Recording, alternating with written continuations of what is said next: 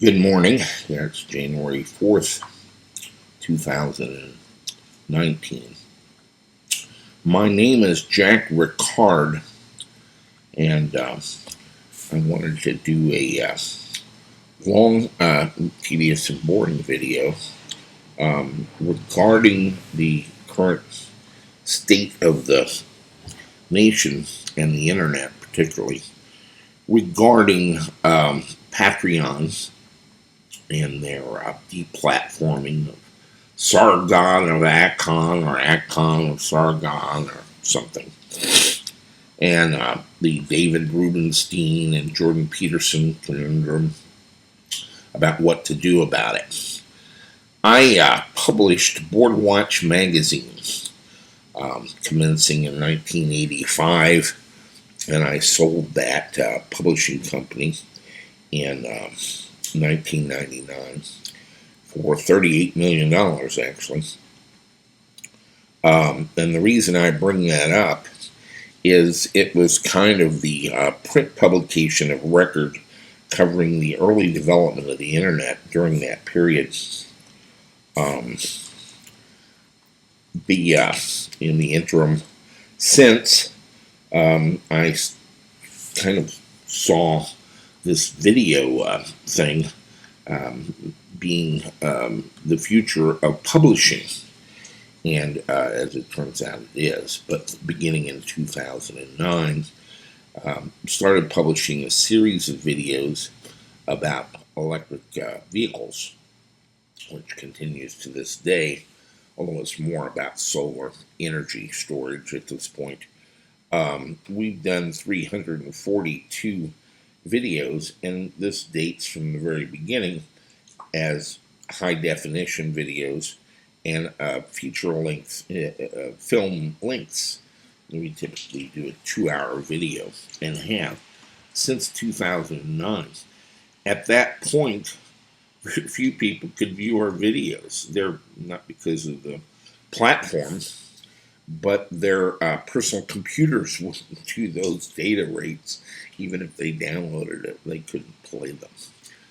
Today, of course, they're routine, and we've done 342 of them in almost 10 years.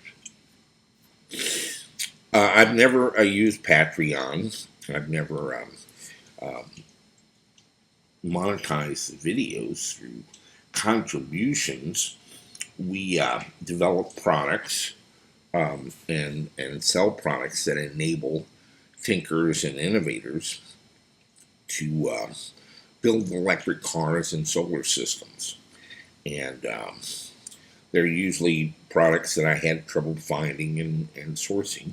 And so we put them up on our website to share with our viewers. And along the way, we've developed some specific electronic devices to enable the development of electric vehicles and battery systems primarily. I'm concerned for my internet, and it is mine. You're welcome to use it, but I and a small band of people dating back to the mid-1980s built it. I would have you know that there's very little that goes on this network that was not foreseen by the late 1980s. In other words, the internet was a rather fully formed vision. The way I used to put it is to bypass the gateways at the television networks or the print publications, of which I was one, or the telephone company, where a housewife in New Delhi could sell a potholder to a housewife in Little Rock without any intervening permission from anyone. And that's what I want to talk about today, because there are some threats to that vision, which was fully formed in the mid-80s. The internet has not really morphed magically into unforeseen things. Dr. Vinton Cerf John Postel, John Quarterman, a number of these people, including Al Gore, ironically, most ironically, had a fairly consensus opinion on what the network of networks should be and how it should operate by 1989, certainly. And nothing that has happened on the internet has really surprised any of that vision. I said in 1994 that ultimately the internet would be video, and that's proven prescient. Since there wasn't any way to do video, and there certainly wasn't any way to post it on the internet at that time. We have always had what I call penny a poem, and that was the very early desire on the internet that there's getting to be so many people on here, like 100,000 in those days, that if I could just publish my poem or my hamburger helper recipe, and everybody would give me a penny, I'd be well off. And so the concept of micropayments was envisioned very early on and not very perfectly implemented in the interim. I started to do it myself when I sold Boardwatch magazine and the Internet Service Provider Convention, company won online networking, One Inc.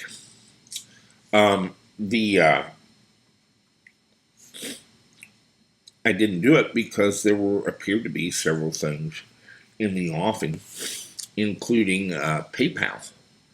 PayPal has done a miserable job of living up to its early promise, largely due to the decision by the founders to sell it against Elon Musk's wishes. And I'm convinced, had he stayed with it, that all of this would have worked out marvelously. He didn't, and the people that took it over have just botched it horribly. We don't even use PayPal anymore. But the penny a poem concept remains largely unfulfilled. You really need to, your smallest minimum increment is largely driven by credit card companies, and I would offer that credit card companies are kind of pathologically ill-suited to being the currency on the internet, and always were for some very obvious reasons. The problem today is that we are on the verge of doing something heroically stupid, and it is actually quite alarming. We have had rabidly radical factions, primarily on the left of the political spectrum, in recent years discover that they could harass and bully individuals into sitting down and shutting up if they did not agree with them. Free speech has been a principle of the internet from its beginning, and the originators of this network would be alarmed to see what's transpiring right now. We used to have a saying, two sayings on the internet. One is that the internet regards, at a technical level, censorship as damage to the network and routes around it. The second one is that the regulation of speech, you cannot have a little bit of it. It's like being a little bit pregnant. And so those were basic tenets of the internet from the beginning. They're apparently going to have to be relearned along the way by a whole new generation of people who simply don't understand what the Pandora's box they're about to open. And the most alarming part of this is we're on the verge of calling on, demanding that our credit card companies, which is basically the entire basis of our modern financial system, cash is technically illegal, but tolerated on a local and limited basis, as long as you don't touch the real financial system with it very much. And so the medium of exchange is actually credit cards linked to bank accounts. And we are on the verge of really insisting, and by that I mean primarily the left, that the credit card companies regulate speech and, in fact, financial activity. The principal element of this is that we be able to identify and shut down and deplatform any individual of which we regard as a threat or not nice, or that we disagree with.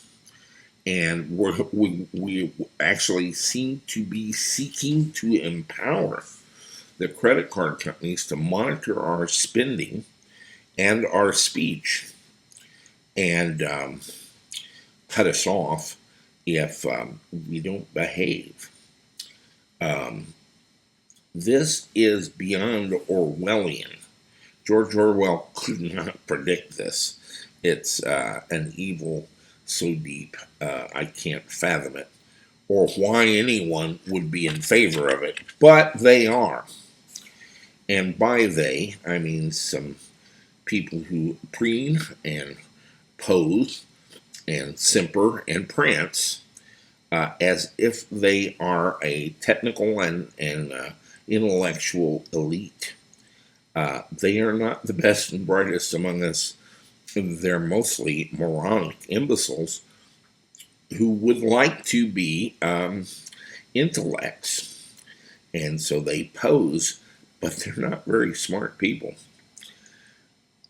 I would refer anyone, I'm not going to go into all the whys. This is just unthinkable.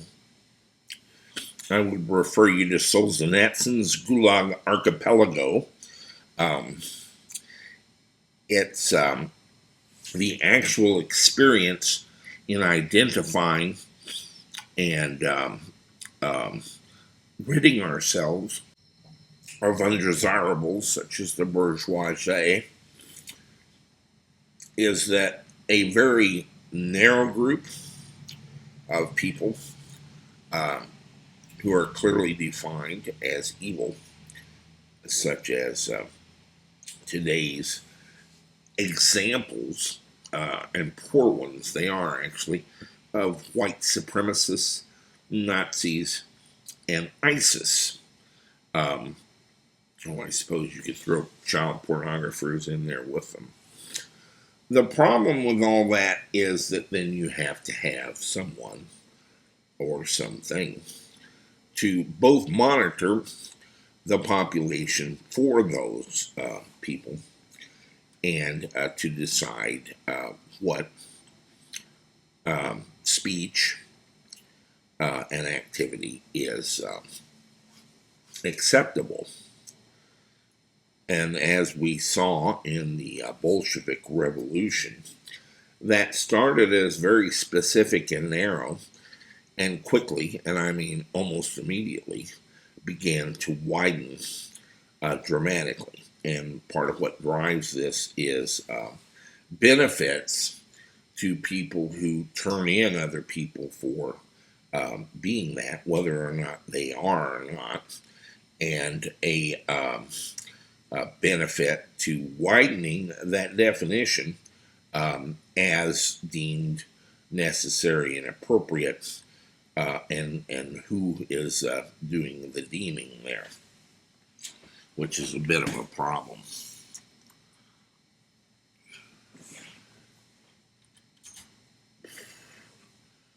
And so, my screen just went out for some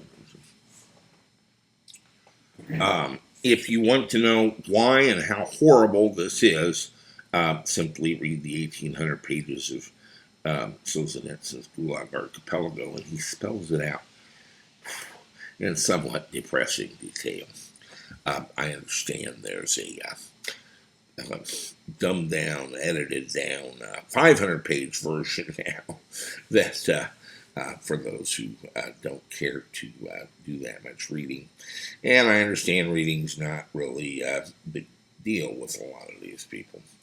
But it's somewhat necessary at times to have some sense of history, and that we don't repeat it and have 25 or 30 million people murdered in the process. I am an advocate of free speech and unlimited free speech. I think it's perfectly acceptable to yell fire in a movie theater. And as I say, limits on free speech is like being a little bit pregnant once you let that out of the bag. It's very difficult to draw the line on where it stops, to the point of abject authoritarian tyranny and mass murder, and that's been the history of it. This isn't a theory. This is how it turns out every time.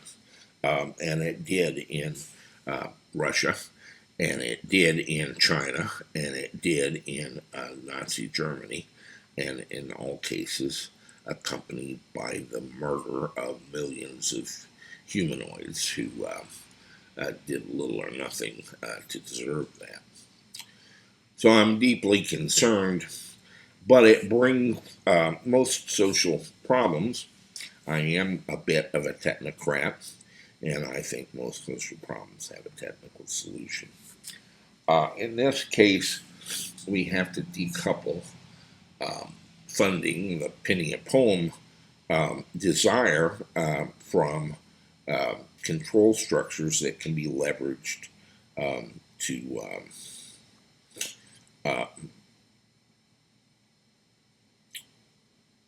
control speech.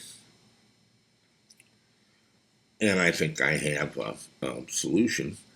But I don't have the ability myself, I don't think, to implement it. But I do know somebody who does.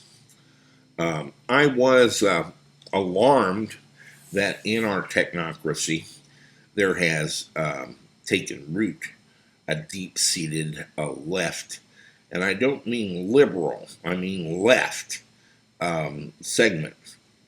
We're confusing those two terms horribly.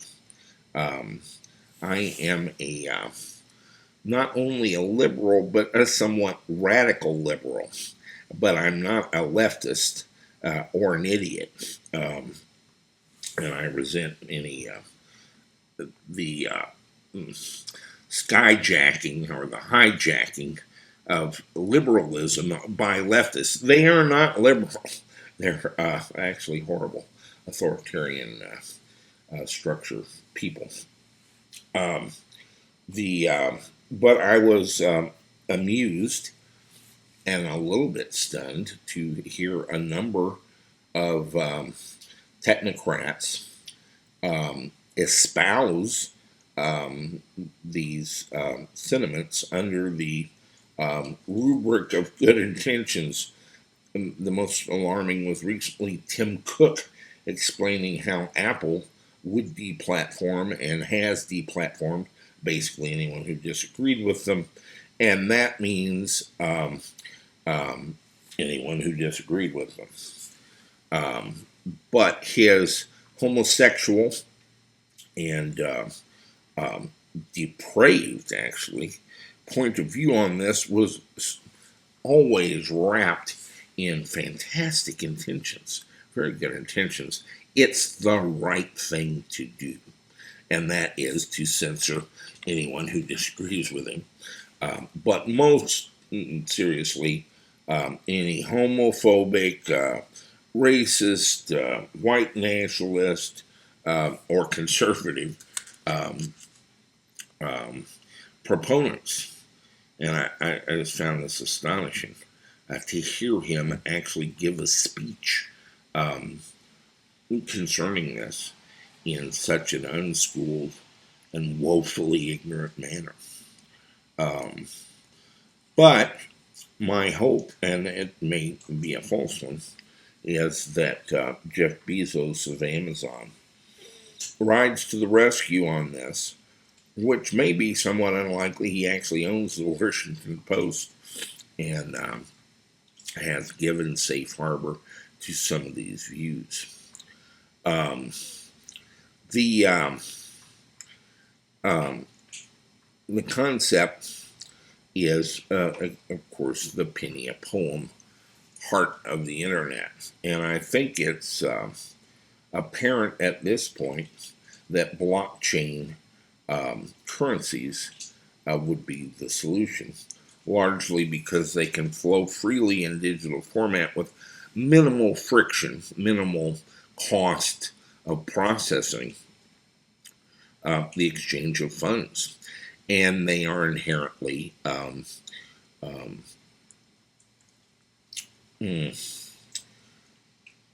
private. You are anonymous in using them.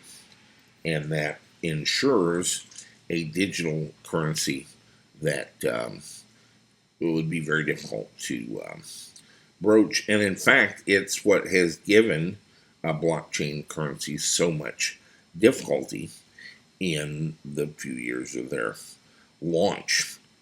And that is, again, control structures, which are always inherently conservative, such as our government and our taxing authorities and our bank regulating authorities being extremely alarmed by this.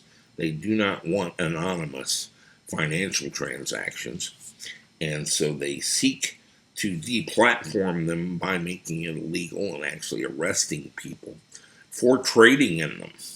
Now, you can't actually do that, but you can at the point where it becomes currency, U.S. currency. And so they have made it somewhat illegal for you to sell Bitcoin and Ethereum and so forth, or to purchase it as an entity. Now, they struggle with this. There's some problems constitutionally with even doing this.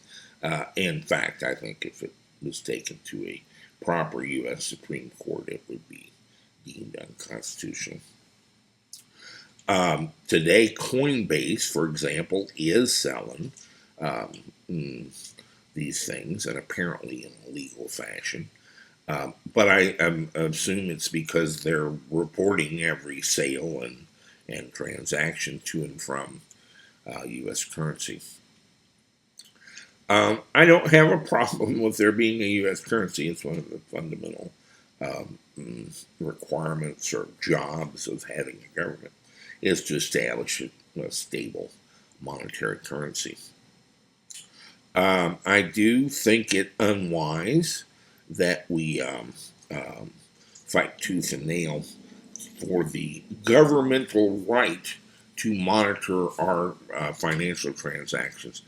By the way, the U.S. Constitution exists solely to limit the rights of government. It has nothing to do with the rights of the people.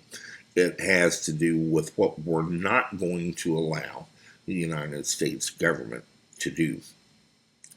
And if it's not enumerated as specifically a function, it's not included. They're not authorized to do it. All other rights, unforeseen or foreseen, are reserved to the people and the individual states. And so I find this kind of amazing that we would have reached this point. In any such event, um,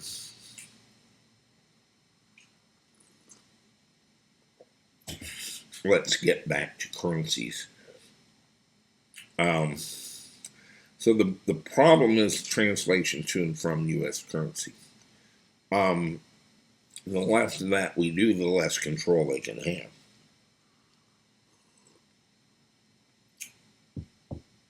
I am a big fan of Amazon, big investor in Amazon. Um, we chose to host our video series on Amazon's web services in 2008. Now, nobody knew they had web services in 2008, and nobody knew how to use them if they didn't know how, because they were so esoteric and awkward to use, and remain so at this time, I think. But they make up for, in scale, what they lack in ease of use. Having run web servers since the advent of the Mozilla at the University of Champaign-Urbana, November 30th, 1994, shortly thereafter, we had a web server up. And I have dealt with the problems of that for decades. Amazon's scale is impressive. Here's what happens. You put up a web server hoping for Brazilians of internetoids to be able to get on it, and find yourself with 40 contacts a day. And you go along pretty well with that and slowly grow it. And then they do a 5-minute story on you on National Public Radio, and you download 11,000 feature-length videos in 40 minutes. Whatever bandwidth you have and whatever machine you run it on, this 15 minutes of fame concept basically leaves it as a smoking crater in the basement. By hosting on Amazon, they had, at that time, I think 26 servers around the world connected in those days at 100 megabit connections. That event, which actually happened to EVTV, there was a 5-minute story on EVTV, on National Public Radio's All Things Considered or something. And the result was we did download 11,000 2-hour videos in 40 minutes. And it left no smoking crater. In fact, I doubt Amazon noticed. And so that's the answer for scalability. And I predicted about then that eventually that business would become a $1 billion business for Amazon and beyond. And all that's come to pass. Today, we're using Amazon's Oz Internet of Things core service to enable us to have a solar battery system that you can view a graphic display of from anywhere in the world. And so, from your home in Florida, you can watch your solar battery system in Costa Rica and see how it's doing. Works fine. Lasts a long time. So back to the Amazon. Jeff Bezos and Amazon is actually changing retail across the United States, and the number of SKUs or products available from Amazon is simply staggering. It started with books. I think my original purchase in Amazon stock was at $8. They got up to $1,800 a few months ago, but and became a $1 trillion company.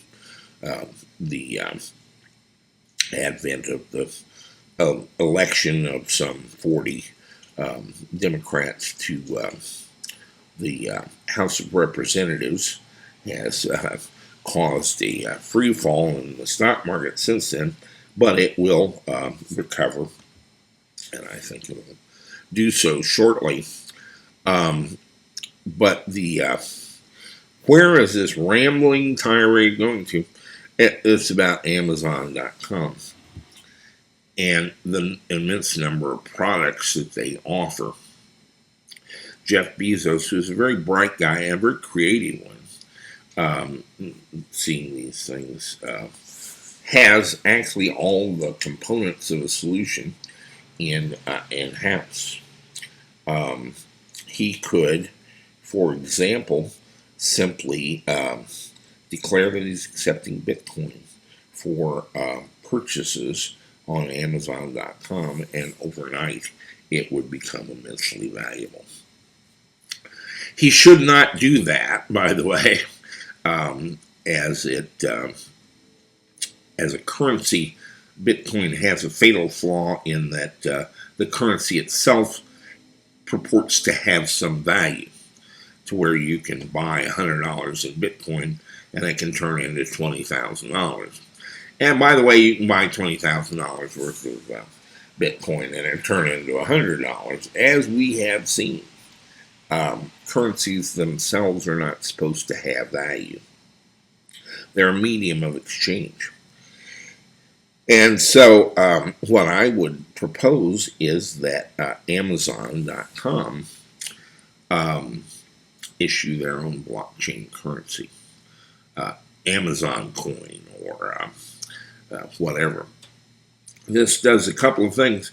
Number one, it's very difficult to regulate that, and to claim that Amazon can't issue a blockchain currency, because basically, if you bought it from Amazon and they sold it to you, it would be no different than the sale of a gift card or a pre-purchase amount. And those are completely legal. And so Amazon should be able to sell Amazon gift cards in any denomination, and using Amazon bucks, which is what we'll call their blockchain currency. And they can use blockchain as the device to make it anonymous and to make it transferable and secure online. It's the ideal online currency. Now, what keeps it from exhibiting this varying value is simply that Amazon can state the value or the cost in all their products. And in fact, they don't have to delineate anything any different at all. Let's say it's pegged to the US dollar, and if you're selling a drone for $299, it's also in 299 Amazon bucks, which are basically a cryptocurrency. And so it doesn't have this gyrating value. It's pegged to the dollar by the goods. And so they can sell items for the same price in Amazon blockchain currency as they do in US dollars. This would be a huge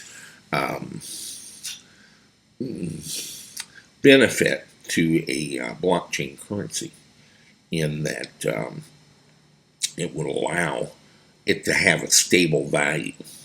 and not become a speculative investment, but rather a medium of anonymous, frictionless, easily transferable exchange. The conversion from Amazon bucks back to dollars is somewhat problematic, but because of their immense scale and variety of products offered, it isn't really much of a problem.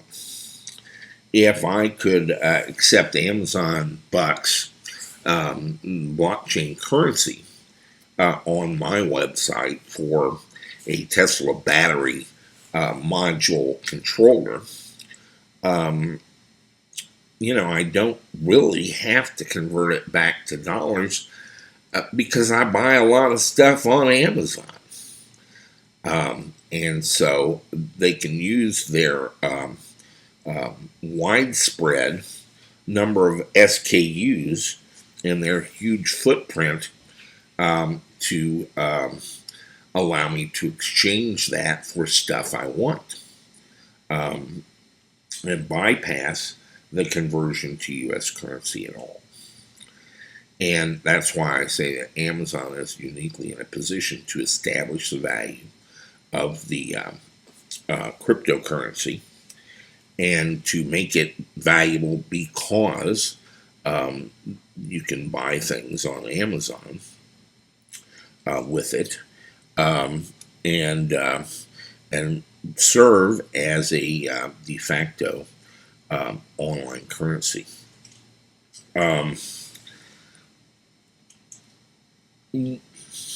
Once that becomes essentially the effect, the efforts to throttle the snake by restricting the conversion to U.S. currency pretty much are going to just be dropped.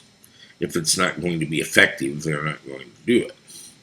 And so this is the path to a digital online currency that can migrate and be passed as cash, really, because it's anonymous and it's frictionless. The costs of processing and transferring cryptocurrencies is zero, very near zero. You do have to have servers operating to validate transactions and continue the blockchain.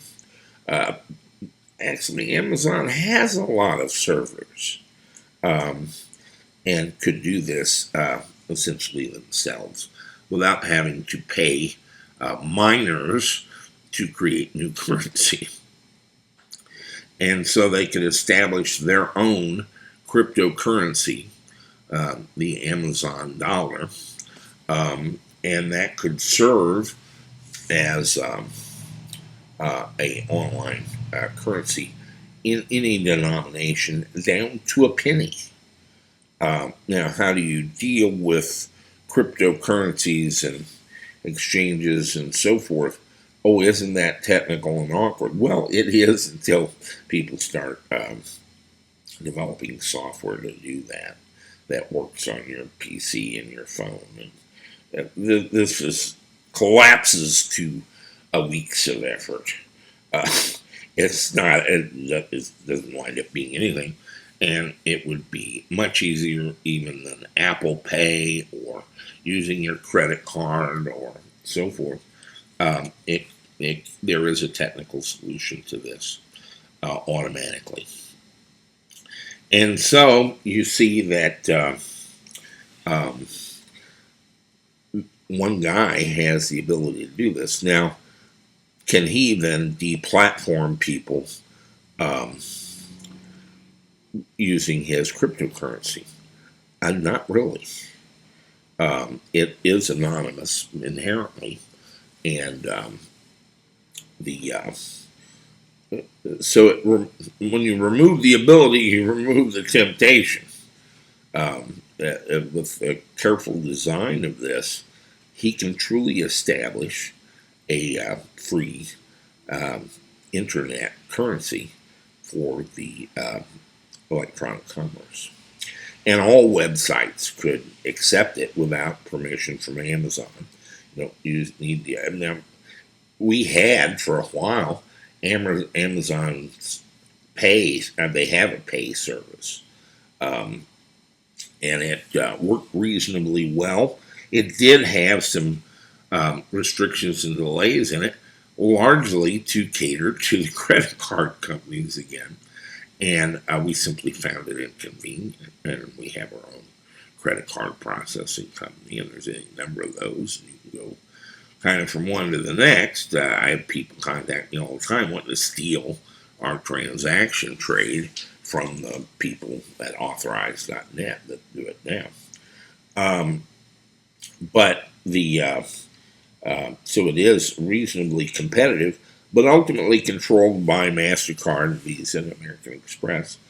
And the temptation here is because the ability is for these financial institutions to become a means of control and censorship and ultimately tyranny.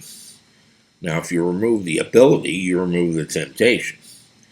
And so, by design, Amazon's currency should be blockchain and unable to trace these transactions to particular people or events. And that removes the ability to regulate, and so the temptation to regulate. And so this, I think, is the solution. There are going to be a lot of people against that. Some in our government who are concerned about taxation issues and yada, yada, yada. I have no sympathy for them. It's the 21st century. I'm sorry. Things have to move on. The internet needs a digital currency and a frictionless and anonymous means of transferring resource and wealth. That's the next phase. And the credit card companies, if they want to be something else, will be left behind. My entire adult life, I have to tell you, I take great delight in seeing dinosaur corporations go bankrupt and sell off their office equipment for 6 cents on the dollar. It's just a hobby. I just like that stuff. Disruptive technologies usually bring their own set of problems, but that's how we advance.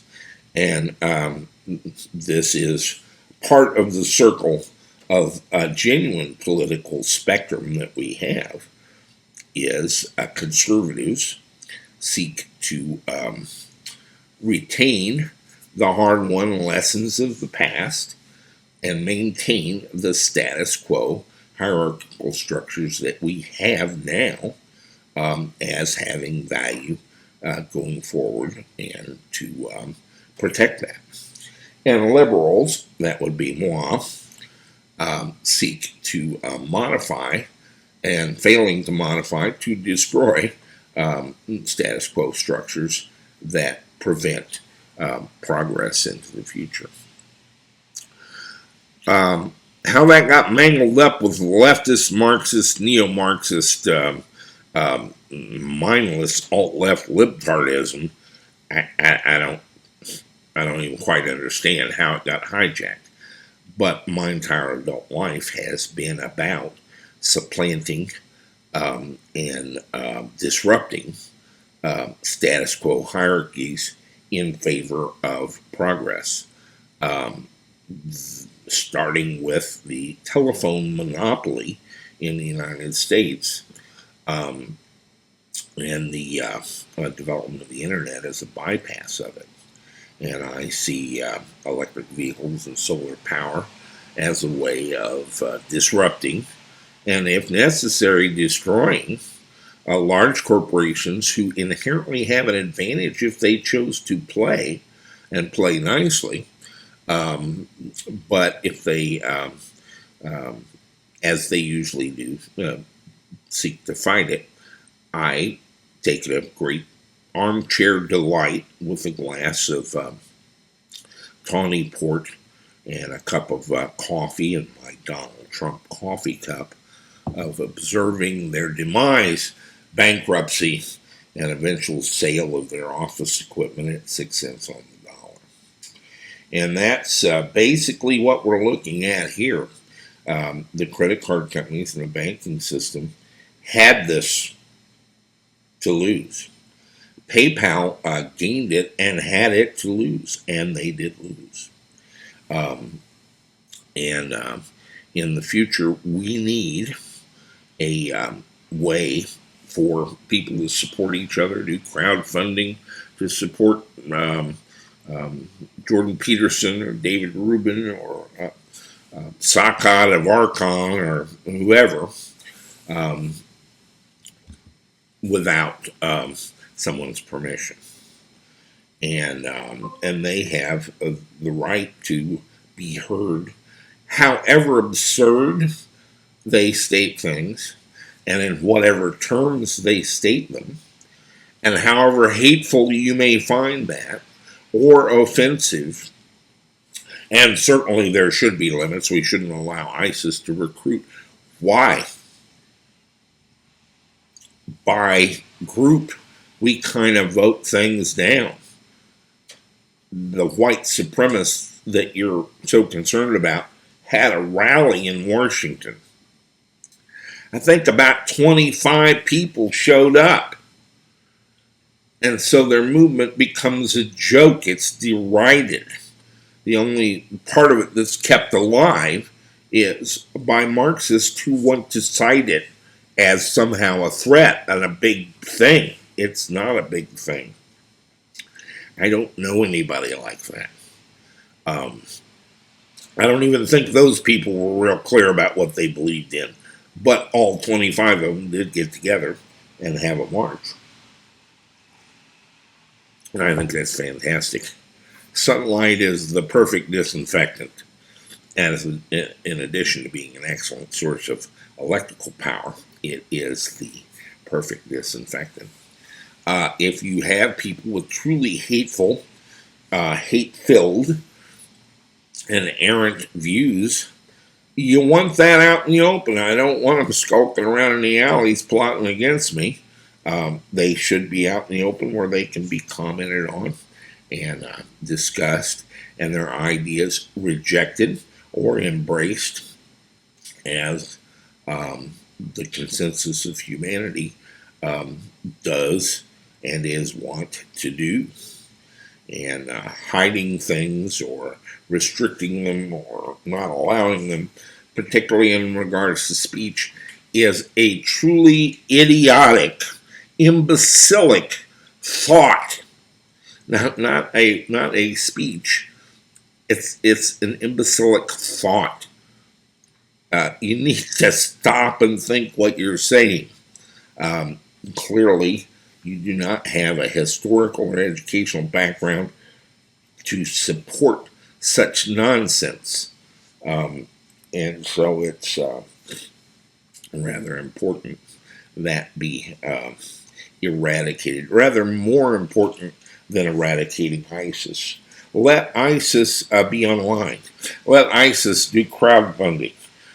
Let ISIS transfer money and recruit people and do all of that. It's better to let them do that than it is to open the Pandora's box of how we restrict that and how we regulate that. So no Jordan Peterson and no Zachary whatever Facebook, and certainly no Tim Cook. It's not the right thing to do. It's not a public good. It is an idiotic act of socialism that can only lead to tyranny and murder. And it's very dangerous. And I don't think you fully thought this through to realize how dangerous it is. But in the meantime, on a less Alarming note, we simply need a frictionless, anonymous currency to have an effective network of networks or internet. The guy to do it is Jeff Bezos. He's creative and intelligent, and he has the company store where you can convert your company bucks to company goods. And in so doing, he will de facto establish an internet currency. And the advantages accruing to Amazon by doing that, I would think, I don't have to lecture. So I would urge Jeff Bezos and Amazon to move quickly to establish a cryptocurrency and not bless other cryptocurrencies, simply establish Amazon's cryptocurrency and let other cryptocurrencies exchange for it if they want. But then they kind of peg their value to your value, which is pegged to the price of your goods, which is basically pegged to the value of the US dollar. Do you see where all that ultimately, whatever they think they need in Washington, D.C., as far as regulatory thing, it establishes forever the U.S. dollar as being the world currency, second only to Amazon dollars, which are pegged to it. And so that has an enormous advantage to the United States and to Amazon and to you. Everybody wins in this transaction. And so I would advocate that Mr. Bezos move quickly to establish Amazon's own blockchain cryptocurrency, to accept payments in it, and to allow people to purchase that via their credit cards. And there's no way the credit card company can deplatform Amazon. And you're basically selling gift cards in selling your cryptocurrency. I think that could be taken all the way to the Supreme Court, and you almost there's not really an argument to make that illegal. You can still collect state sales tax, but it would give the entire internet a great gift in a frictionless and anonymous currency. And I think that would be a fantastic good for all, and obviously a huge advantage for Amazon.com.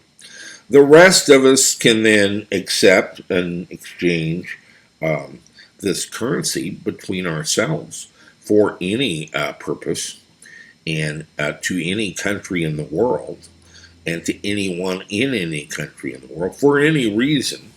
And it can ultimately be redeemed by ordering things from Amazon.com. Again, once it's a de facto accomplishment, there's no reason to block its being exchanged for Chinese yuan or American dollars or whatever other currency. And so we would have the free exchange of currencies around the world. And the chaos of multiple blockchain currencies becomes kind of an exercise in idiocy. Why wouldn't you just use Amazon's? And the fatal flaw in cryptocurrencies is the founders' desire for the currency itself to increase in value and become the topic of a speculative investment, driving Bitcoin to $20,000 on one end and down to $3,900 a few months later. This sort of thing. You simply peg the currency to the goods you're exchanging for it, and you've already established that at US dollar levels. And so the whole thing actually becomes a currency. So that's my solution to Patreon. and my solution for Jordan Peterson and David Rubin, and my solution for the penny a poem thing, which has always been right on the cusp of being solved since the early 1990s, late 1980s. We've been right on the edge of fixing this without ever actually fixing it. And in order for global commerce and global internet to advance usefully into the future, it needs a medium of exchange. And I nominate Jeff Bezos as the guy to do that. If his liberal or leftist, actually, given his association with Washington, I don't really know what Jeff's political beliefs are, and you'll find that the person out there, the Elon Musk, myself included, I get constant accusations of being a conservative. It's to laugh. The more difficult it is to peg down their specific politics, because it's somewhat reasoned and variable depending on the topic. Intelligent people don't have a label for their politics that works very well, because they tend to deal with things on a case-by-case basis. Morons need the safety of having a overarching kind of point of view to refer to, rather than having to think any particular thing through. I suppose that's more efficient. In any event, that's my story on Patreon. Cyber currencies, cryptocurrencies, blockchains, and what the internet needs right now to continue the move forward. And I reject out of hand the head of Facebook and the head of Apple and their head of Google and their fantasies of world domination and thought control using their platforms. It's just, I understand why you want that, and I understand it's from good intentions, but it's not very well thought through. And that, unfortunately, takes a long time and a lot of damage and tragedy to get to the, oh my goodness, that's an unintended consequence part of this. Let's skip right to the chase, think it through, and come to the right conclusion on this. We're not here to eradicate evil in our time, because the only way you're tempted to do that is to become the evil of our time. And that's kind of a circular cycle that is unfortunately inherent and unavoidable. And so avoid it. To do the right thing is to do the least thing and to first do no harm. But we do need mechanistically a medium of exchange that works on the internet. And really, I do a lot of trading with the Chinese, the Russians, the Europeans, international commerce, which is inherently enabled by the internet, is at the same time hampered by the friction of wire transfers and just moving funds around. And so this could be a huge leap forward in global trade, and that could be a huge benefit to international and global prosperity. And so the need for the frictionless anonymous cryptocurrency and the benefits of having it kind of surmount all local political discussion. And the only guy in the world I think could pull it off, drop the chrysalis into the supersaturated solution, is Jeff Bezos and Amazon.com. And as an Amazon shareholder, I like that. So enough from me. We'll talk to you later.